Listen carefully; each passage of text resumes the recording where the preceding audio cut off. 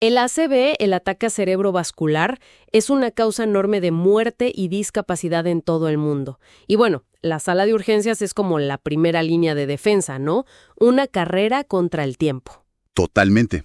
Y hoy vamos a meternos de lleno en cómo se maneja el ACV isquémico, el más común.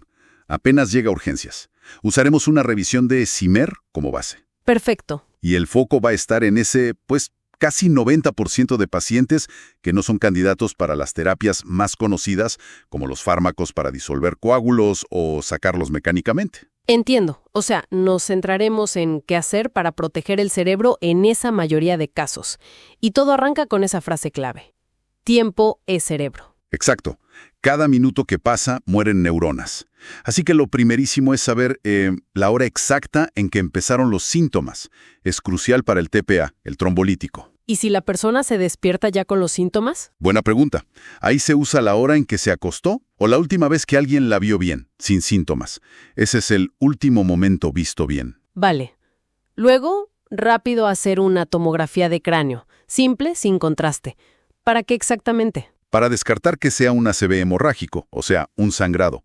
Si hay sangre, el TPA está totalmente prohibido. Es una contraindicación absoluta. Clarísimo. Y si es candidato a TPA, no hay que perder tiempo con otras imágenes más complejas en ese momento, ¿verdad? Correcto. La prioridad es el TPA si cumple criterios. Después de la imagen, evaluamos la severidad. Usamos la escala NISS. Ah, sí, la he oído. ¿Cómo funciona? Es una escala de 0 a 42 puntos. Evalúa diferentes funciones neurológicas.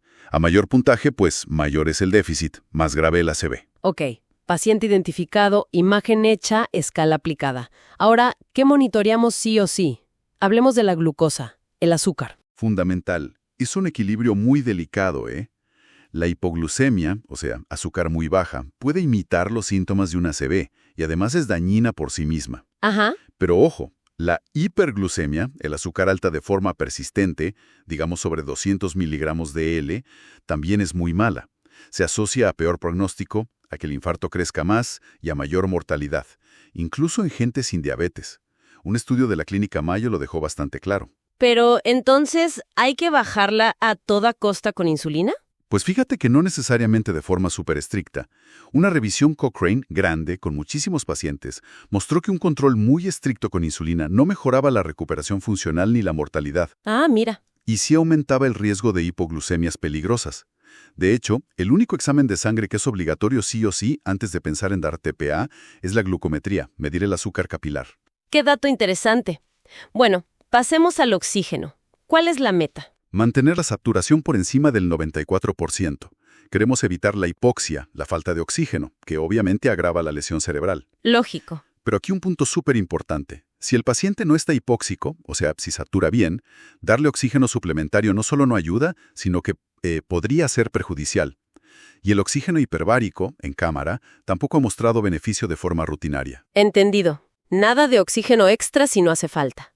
¿Y la temperatura? Siempre se dice que la fiebre es mala en el ACV. Malísima.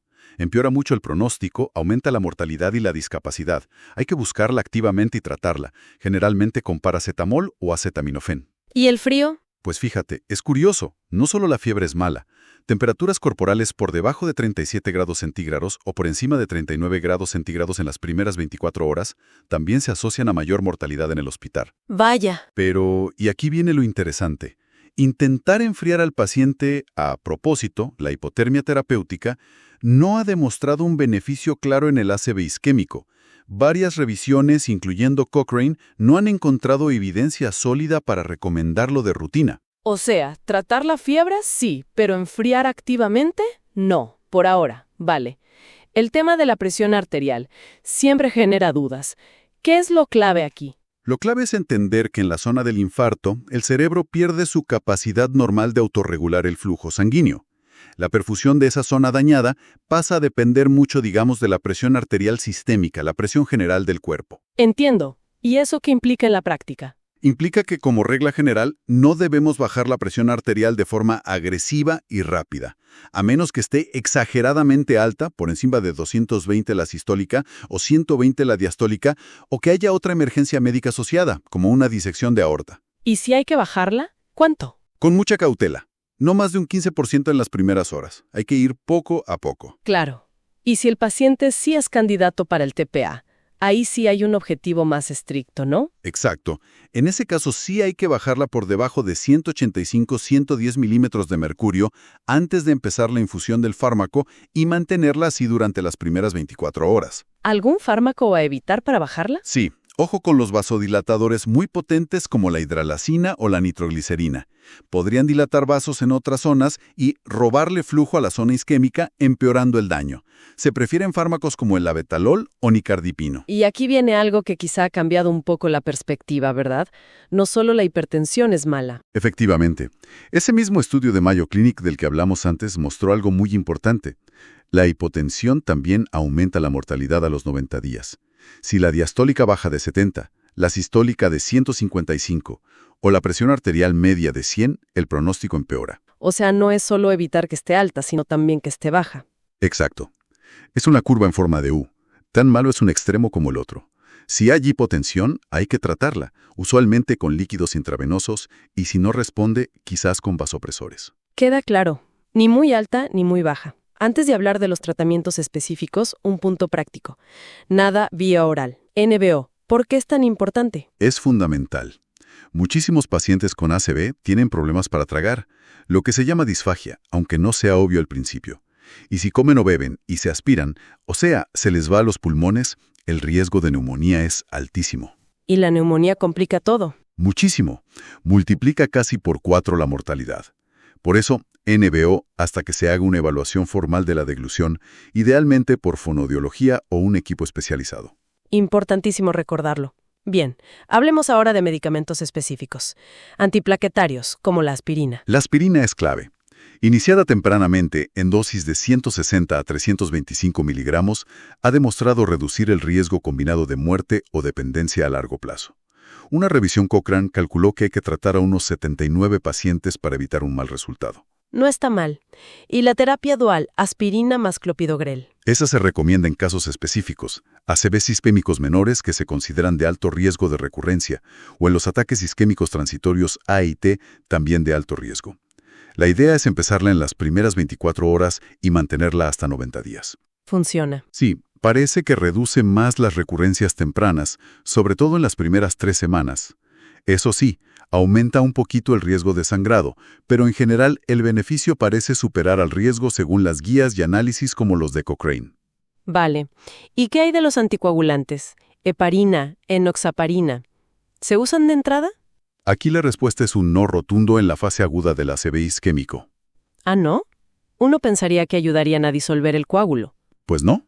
Una revisión Cochrane masiva, con más de 24.000 pacientes, demostró que la anticoagulación temprana no reduce la recurrencia del ACV, ni la muerte, ni mejora el pronóstico funcional.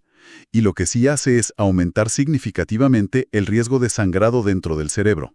Vaya, qué claro. Sí, la recomendación de la Asociación Americana del Corazón, Asociación Americana de Stroke, AHASA, es nivel I en contra de su uso rutinario temprano. Se reservan para situaciones muy específicas como profilaxis de trombosis venosa profunda, pero no como tratamiento agudo del ACV isquémico. Mensaje recibido. Anticoagulantes tempranos, no.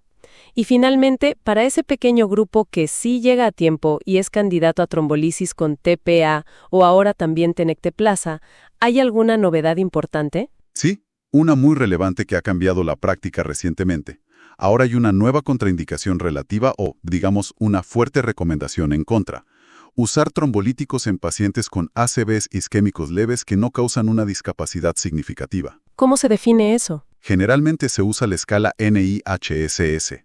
Si el puntaje es muy bajo, de 0 a 5, y los síntomas no son claramente discapacitantes, por ejemplo, no afectan el lenguaje, la fuerza de un brazo dominante, etc., la tendencia actual es a no usar TPA. ¿Por qué ese cambio? Porque varios estudios grandes, como PRISMS, AZUR, MARIS, compararon TPA contra placebo o aspirina en estos pacientes con ACV leve, y bueno, no encontraron un beneficio claro en términos de recuperación funcional a los 3 meses. Ya veo. Y en cambio, sí se vio el riesgo de sangrado cerebral sintomático asociado al TPA, que es alrededor del 6%.